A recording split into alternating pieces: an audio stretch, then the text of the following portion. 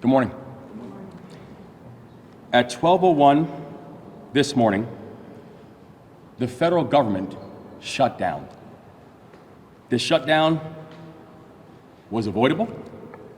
This shutdown was unnecessary. This shutdown will directly hurt Maryland and directly hurt Marylanders. And the President of the United States, the Chief Executive of this country, has a simple responsibility: to run a functioning government, not to shut it down.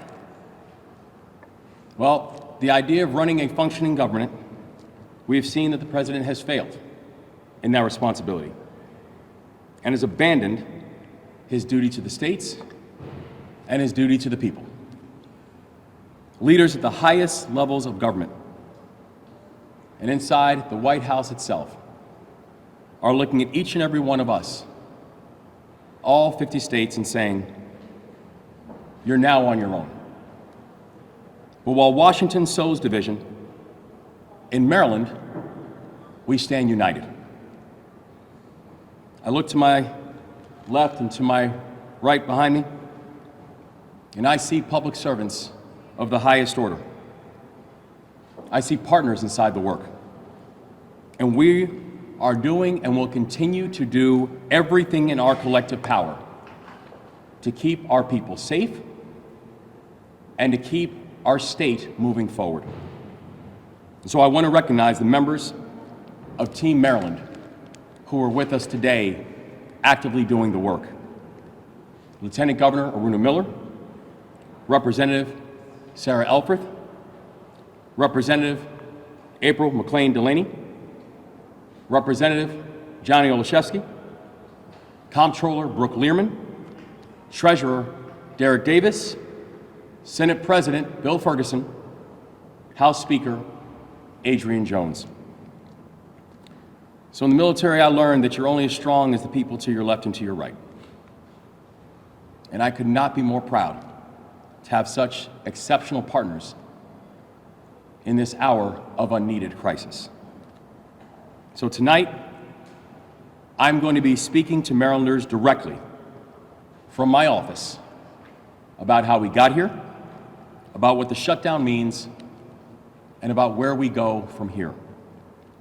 But for now, I would like to briefly discuss 3 immediate actions that we are taking now to make sure we're protecting Marylanders during this unneeded and unnecessary shutdown.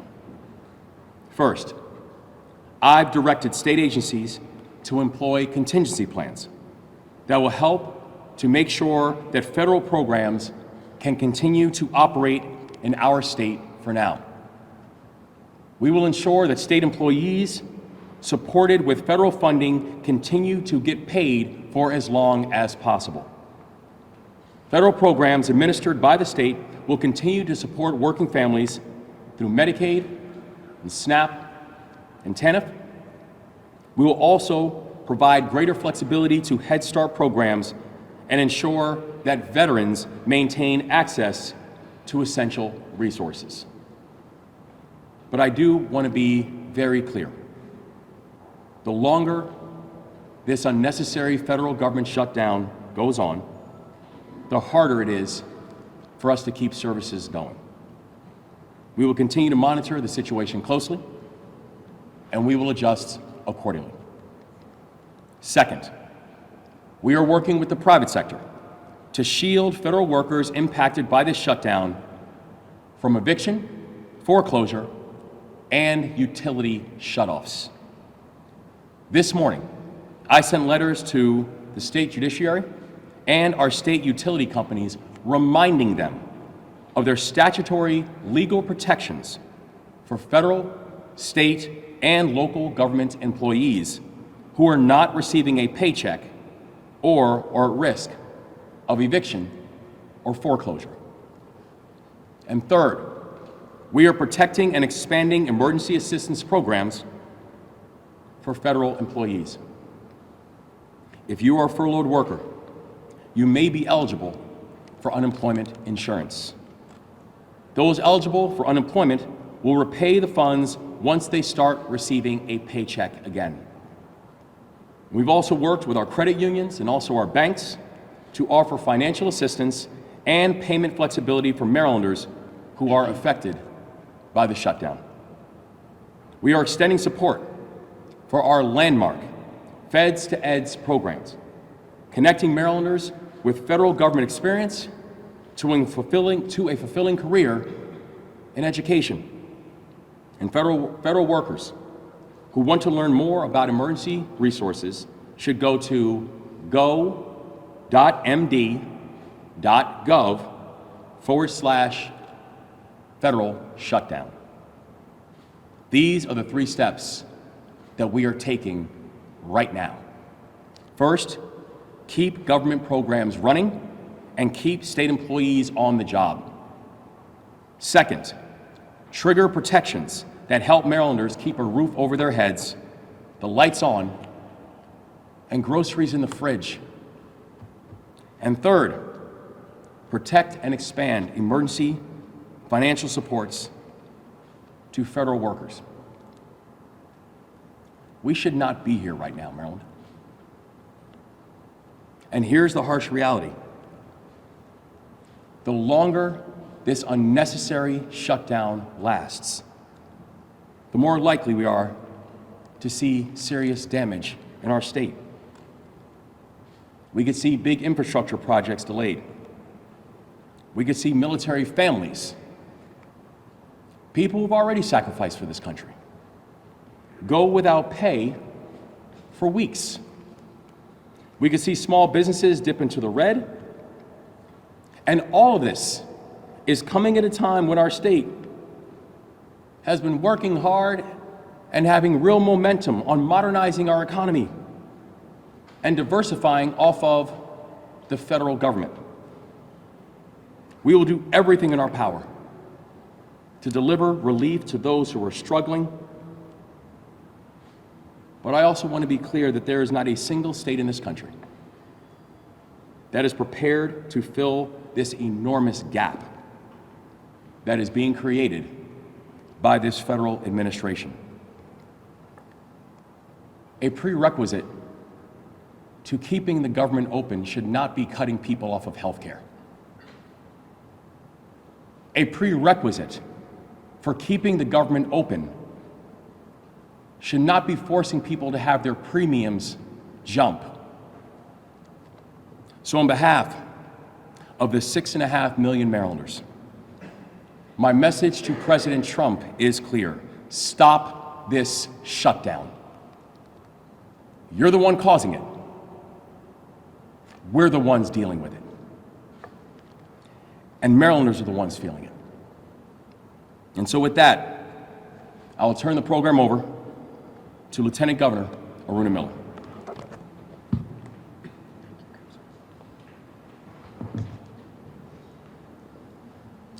Thank you so much, Governor Moore. Good morning, everyone. It's good to be here with Team Maryland. And Governor Moore is absolutely right. Marylanders are already feeling the impact. They're bearing the consequences while the president's policies have wreaked havoc on our economy. Shutdowns don't just stop government. They shortchange the very people who need government services the most. And let's remember, Maryland is home to more than 60 federal facilities, 260,000 federal workers, and over 200,000 federal contractors. If any state is going to bear the consequences of this shutdown the most, it is the state of Maryland. All these people are living with the deep uncertainty now. And I want to be clear, while the challenges are real, so is our resolve. We're ready to meet this moment, just as Maryland has done in the past, with focus, with partnership, with action, to help our residents weather the storm. And the only way to get through the storm is together. We must lean on each other, we must count on each other, and we must stand shoulder to shoulder. Look, no matter what happens in Washington, Maryland will remain steady and strong and will always stand with its people. And together, we will leave no one behind. Now it's my pleasure to introduce the U.S. Representative from Maryland's 3rd District, Sarah Elfreth. Thank you, Lieutenant Governor and Governor, for bringing us together today. I've been back and forth from here in the 3rd District to Washington all week, as have my colleagues in the Congressional delegation, and we are working every day, every single day. We've introduced legislation to support federal workers. We are calling back every constituent who has reached out to our office with questions and offers of help. And I'm ready to vote on a bipartisan bill that protects the health care of the American people and keeps our government back open. Our country is in a healthcare and affordability crisis. The governor mentioned that Congress must act before premiums skyrocket and healthcare becomes out of reach for millions of Americans. Right here in Maryland, 190,000 Marylanders will be impacted if Congress does not act to expand the Affordable Care Act's tax credits. And we already know that premiums are set to go up by 13% on January 1st. Letters go out today. That's why this moment is so important. If Congress doesn't act to save healthcare and reopen the government. I'm not trying to scare people, I'm just laying out what is at risk and what we are fighting for. And I am deeply, deeply disappointed that the Republicans who control the White House and both chambers of Congress were unable to engage in any kind of meaningful negotiation and instead treated our federal workers as political pawns. I'm just going to pause and reference the president and his threats to federal workers, obviously, as it's been said, would disproportionately impact Maryland. I've been in many a budget negotiation in my career. The Senate president can agree to that. I've always felt the first person to make a threat usually has the short hand. I think it is deeply offensive that the president is threatening to fire federal workers if we can't reach an agreement without offering any meaningful solutions here. The president continues to threaten those workers, but please know, if you're a civil servant in the state of Maryland, know that we have your back as a team. That's why we're here today, to announce all the ways that our offices can continue to deliver for you each and every day. The federal government might be shut down, but our offices are working. We will answer every phone call. We will respond to every email. We will be there for you to answer your questions and provide those critical government services on your behalf. I'm grateful to have such a strong state and local partners in the days and weeks ahead. And please know that, again, we remain open. And I'm sorry to have to do this, but I actually have to head to DC to try to find a solution. Thank you all very much. And it's my pleasure to introduce my colleague from representing Western Maryland, April McLean Delaney.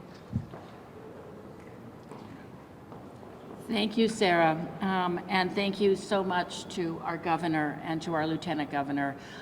His leadership at this crucial time is really important, and I feel very blessed to be a part of the Maryland delegation.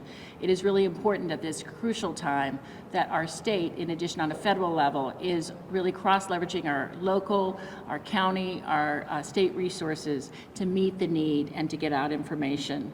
Listen, the first priority I have is to the working families and businesses in the 6th District of Maryland. And I don't want to shut down. No one wants to shut down. And ironically, shutdowns cost more to keep than keeping the government open. And those who pay the price are our working families and most specifically our government workers, of which I have 35,000 of them within the 6th District of Maryland. The important part, I would say, is that we also cannot sign off on a bill that makes life harder and less affordable for working Americans, that throws up to 9,000 people in the 6th District off of their health care, that almost doubles premiums for all Americans, and also undercuts so many vital services that are needed across the county and the state in terms of food security and other vital services. It is my intent to work as hard as I can to make sure that we reopen government as expeditiously as we can. But we have to have another side that will come to the table and will actually dialogue. Because an administration or a party that demands everything they want all the time on every issue and every budget and is unable to dialogue is one in which we have to make sure that there is a clear line. My office is open. We have an FAQ on our website. We will continue to dialogue, and I will be in Germantown later today at one of our health and regional services center to talk about the impact of this shutdown, but also how we can mitigate it and work across so many different stakeholders to be there. Again, I commend our governor, our lieutenant governor, our delegation, and know that we have the backs of our workers, our families, and they will continue to be there working towards the end of this shutdown. And with that, I turn it over to Johnny O, a distinguished member of our freshman class, and I'm very pleased to call him a friend as well. Well, I want to thank Representative McLean Delaney for her remarks, for her leadership, along with Representative Elfrith, our U.S. senators, and the entire Maryland delegation for their willingness to be in D.C. yesterday and the day before and today, and our preparedness to be at a moment's notice to go back to the nation's capital to vote for a common sense bipartisan bill that reopens our federal government. I want to also thank the governor, the lieutenant governor, and all of Team Maryland for their partnership as we respond to this unnecessary crisis and for all that they are doing for the residents of the state of Maryland. We are ready to work. We're ready to negotiate. We're ready to pass a responsible bipartisan budget, one that honors our civil servants and that delivers for the American people. Passing a budget is perhaps the most basic responsibility that we have. Yet Republicans who control the House, the Senate, and the White House have canceled votes for the week. It's very clear that they have no intention of negotiating with us in good faith. Unfortunately, we know those consequences of a shutdown are especially acute here in Maryland. The thousands, the hundreds of thousands of federal workers living here are not political pawns. They are people with mortgages. They are neighbors. They are dedicated public servants with mortgages to pay and families to support. More than 15,000 Maryland residents have already lost their job because of firings from Donald Trump, Elon Musk, Doge, and this Republican Congress. That's more than any other state in the country. It's why I introduced legislation to block the president from carrying out his threats to fire more federal employees during this government shutdown. It's why I strongly support Congresswoman Elfrith and Senator Alsobrooks' bill to support furloughed employees. And it's why I thank Governor Moore, Speaker Jones, Senate President Ferguson, and the men and women of the General Assembly for all they have done to provide the resources that have been announced today. In this moment, we can make the difference in supporting Maryland families. Our office, like my colleagues, will be business as usual. My staff, who will be working without pay until government reopens, will continue to answer calls, handle casework, and help connect constituents to resources. We too have a shutdown guide on our website, and we are committed to serving Marylanders throughout this crisis. I'll close with this. The health care cuts accepted in the Republican budget are unacceptable, and they're worth fighting against. But we also can't lose sight of something else equally important, and that's protections from future cuts. This administration, the Trump administration, with support from Republicans in Congress, have already slashed billions from the last continuing resolution. Bipartisan agreements that then are followed with cuts to foreign aid, public broadcasting, and Medicaid. How can one negotiate in good faith without a guarantee that these types of cuts won't happen again? Especially when vital funding like that for the Key Bridge has already been under direct threat from President Trump himself. I think we can find compromise without compromising our values. Our colleagues need to come to the table and work with us. We are ready. In the meantime, again, I thank the governor, lieutenant governor, Team Maryland, our treasurer, and our next speaker, someone who helps us understand exactly the pain that is inflicted from things like tariffs to employee firings, our comptroller, Brooke Learman. Thank you, Congressman Olszewski. Good morning, everybody. Thank you, Governor Moore, Lieutenant Governor Miller. It's an honor to be a part of Team Maryland, because today marks a day that will be remembered as yet another failure of leadership by our Republican leaders in Washington, a new low for the Trump administration's governance of our nation. Once again, Republican leaders have forced a government shutdown, and once again, hardworking Americans, particularly Marylanders, will pay the price for this recklessness. The shutdown is not just a policy agreement among federal leaders. It's the abandonment of at least 400,000 Marylanders who depend on federal paychecks as employees or contractors.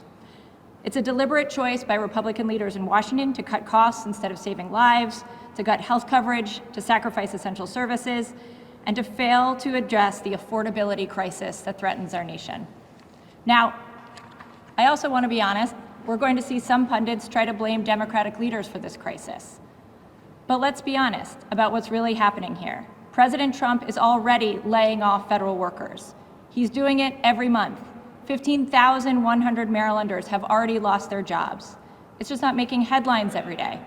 What he wants is for Democrats to rubber stamp a budget that funds a government he's using to destroy our economy, target his political enemies, and reward his wealthy cronies. A budget bill, I might add, laden with tricks that will make government less transparent, including one provision that would effectively allow big corporations to completely hide their tax payments to federal and state governments. And remember, if President Trump doesn't like pieces of whatever budget is passed, as Congressman Olszewski denoted, Republicans will simply pass another bill to rescind those portions they disagree with, as they did months ago. No elected official looking out for the constituents should be complicit in that. This is an existential crisis for our nation, but also for Maryland, a deeply personal one. Let's be clear about what's at stake for Maryland. A study by my office in partnership with the University of Maryland found that before this administration took office, the federal government invested $150 billion annually through wages, retirement income, grants, contracts, and direct payments. Since January, this number has been in steady decline. And today, because of this shutdown, we're approaching a critical point. Maryland has lost already over 15,000 federal jobs to layoffs. At the same time, our cost of living continues to rise, driven in part by this administration's misguided tariff policies. Our state is being forced to do more with less, supporting Marylanders with fewer federal resources and less funding. And we've been down this road before. According to the Congressional Budget Office, the last Trump shutdown resulted in an estimated $3 billion loss in economic activity nationwide. Well, my office estimates that the 2019 shutdown cost Maryland over $13 million a day in statewide economic activity, a daily loss of $550,000 in state revenues, which equals more than $700,000 a day in today's dollars. Maryland, as the governor said, will not stand idly by while hardworking families suffer the consequences of Washington's dysfunction. We are activating state resources to support those affected. Working together with the governor, the General Assembly, the Secretary of Labor, and the Treasurer, my agency will be working to make these state loan programs available to provide financial relief to federal workers during this crisis. No one should have to choose between paying their mortgage and putting food on the table because Republican leaders failed to negotiate in good faith. But state assistance is not a substitute for responsible federal governance. So we call on Republican leaders in Congress to end this manufactured crisis immediately and to work across the aisle in good faith to fulfill the promises they made to the people who elected them. Marylanders are not pawns in a political game. They're our neighbors, they're our families, they're our friends, they're workers and business owners driving the growth of our communities and the strength of our state. So I, along with all of Team Maryland, our governor, lieutenant governor, treasurer, speaker, Senate president, members of Congress, I urge our federal delegation to continue fighting for a swift resolution. Maryland stands with our federal workforce. We stand with families who need affordable health care, and we stand ready to lead while others choose chaos over competence. Now, I'm so delighted to introduce my partner in finances for the state of Maryland, Treasurer Derek Davis.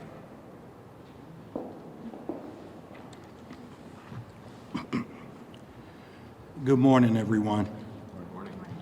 Much has been said by the governor and the speakers before me, so I won't repeat what they've said, but I do have just a few words for our federal representatives. Not here in Maryland. I've had the opportunity to work with them, and I know what hardworking, dedicated public servants they are. But here we are once again, another federal government shutdown. I'm old enough to remember when even the talk of it was a big deal. But now we have this discussion every single year. Now, we won't have it next year because, see, their jobs will be up, it will be 1 month before the election. So somehow we will manage to get a budget done and on time because their families will be impacted. But now it's our families. And instead of this being a solid moment, what we have is the blame game going on, finger pointing.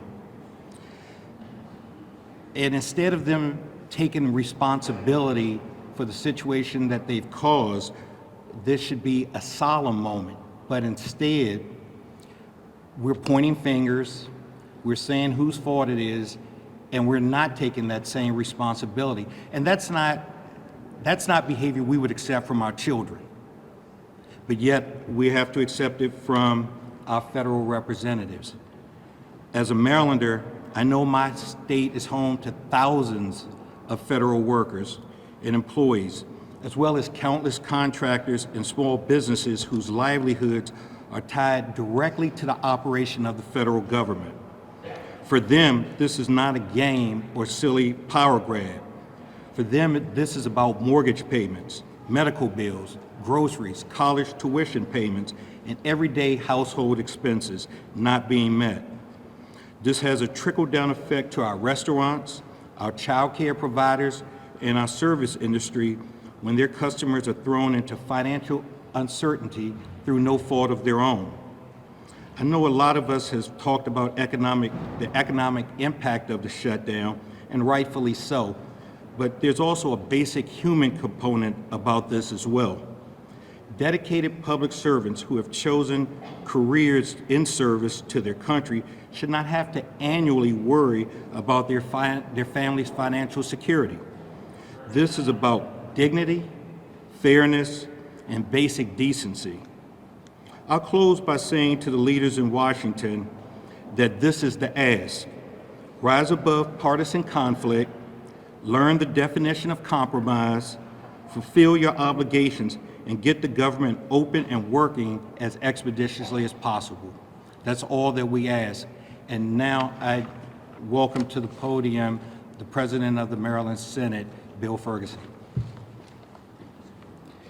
Good morning.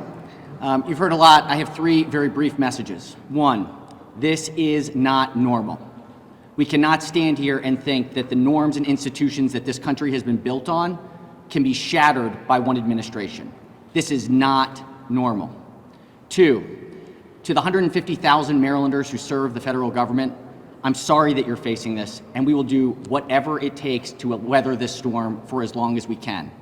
We thank you for your service to this country, and we know that you show up to work every day that you can to protect Americans from all of the forces that can do evil. Unfortunately, right now, we're finding that those forces are within. And three, I stand here on behalf of all of the members of the Senate to say that we will work together and united as one Maryland to make sure that we can weather this storm. And with that, I want to hand it over to my partner in the General Assembly and my friend, Speaker Adrian Jones.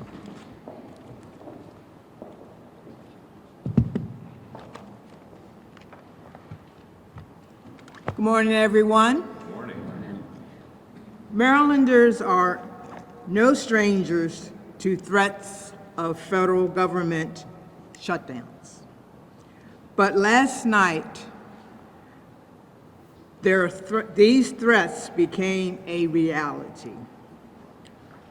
While much has been said today about how we got here, my thoughts, first and foremost, are always with our federal employees. Like everyone speaking today, they are public servants. They are our neighbors. They have bills to pay. And during federal government shutdowns, they are the first to suffer. We refuse to let them bear the burden alone.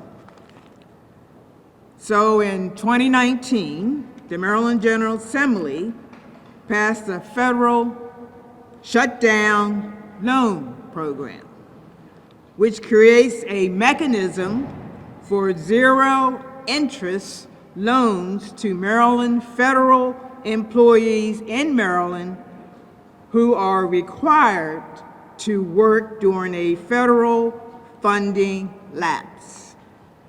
These are not handouts. These are lifelines.